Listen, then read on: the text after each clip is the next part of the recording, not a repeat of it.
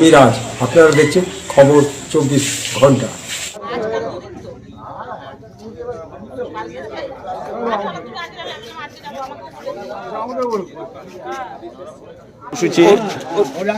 আমাদের আদরণীয় প্রধানমন্ত্রী নরেন্দ্র মোদীজি তার 12 বছর পূর্ণ করলেন। ভারতবর্ষের ইতিহাসে এক টানা প্রথম প্রধানমন্ত্রী হিসাবে এতদিন থাকবার রেকর্ড তিনি করলেন এবং শুধু তাই নয়, ভারতবর্ষকে একটা মাত্রায় তিনি পৌঁছে দিয়েছেন। বিশ্বের দরবারে একটা পিছিয়ে পড়া দেশ তাকে এই 12 বছরে বিশ্বের অর্থনীতিতে 4 নম্বর জায়গায় তুলে নিয়ে যাওয়া, এটা খুব একটা ছেলে খেলা ব্যাপার নয়। ভারতবর্ষ দিন দিন এগিয়ে চলেছে। আমরা প্রধানমন্ত্রীজির এই এত বড় কর্মকাণ্ডের উদযাপন হিসাবে আজ আমরা এখানে বৃক্ষরোপণ করলাম।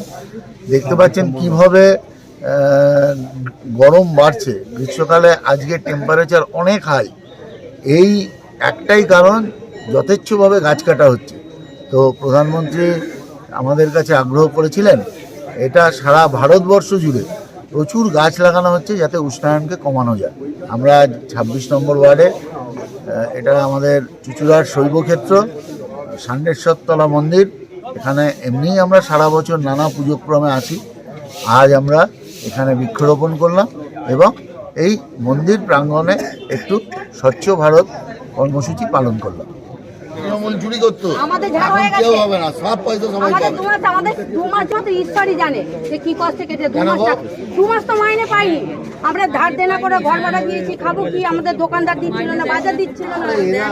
আমরা কি করবো? আমরা কাজের জন্য কাজই তো করি, আমাদের টাকাই না পাই, আমরা খাবো কি করে? দোকানে কি করে টাকা এক সময় পেতাম 6-7 তারিখে মাইনা, এখন পাচ্ছি 16 তারিখ, 19 তারিখে তো হয়ে গেল।